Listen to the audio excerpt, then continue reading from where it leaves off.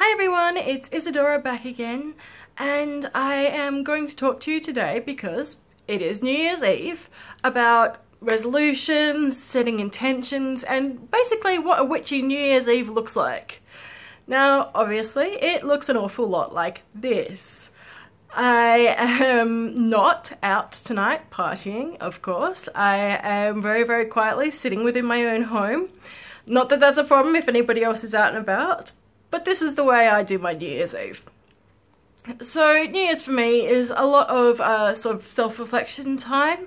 I tend to do a lot of introspection on what the last year has held for me, as well as what the next year will hold for me. I find that New Year's Eve especially is a really amazing time to do some divination or some card readings, and I find that it really sort of helps me not actually see what's coming up, but more seeing what I should focus on in the new year. And interestingly enough, it's actually worked out really well. So I have these amazing herbery cards. They come from my Atoll's herbery book, and she obviously owns the business Herbery as well, or the Herbery, sorry. So these are really gorgeous cards. They are all based on various herbs and bits and pieces, so I find them very interesting.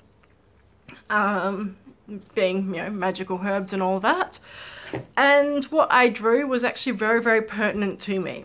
So the first card I drew was Yarrow, which is all about pocket of protection.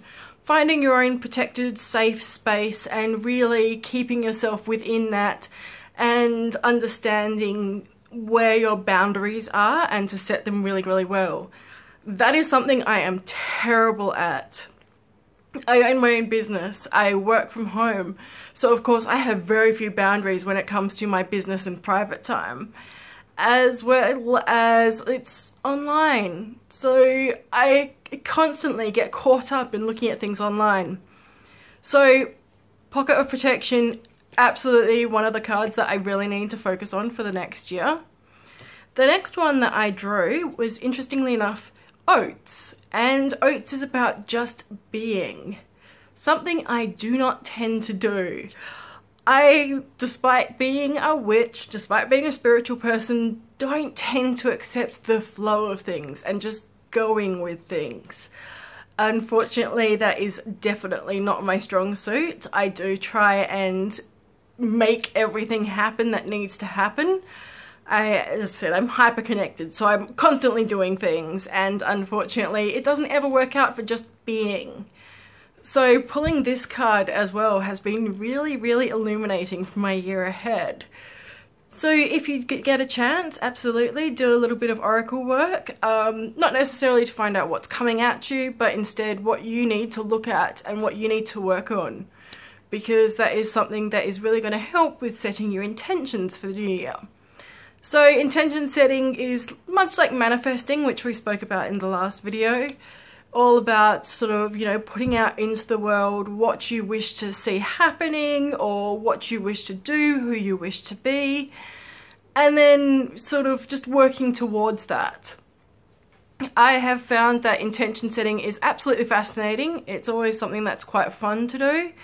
And works nicely, especially if on nights like this, if you actually have some time to sit back, do some introspection and really think about what your intentions are for the next year, the next lifetime, anything.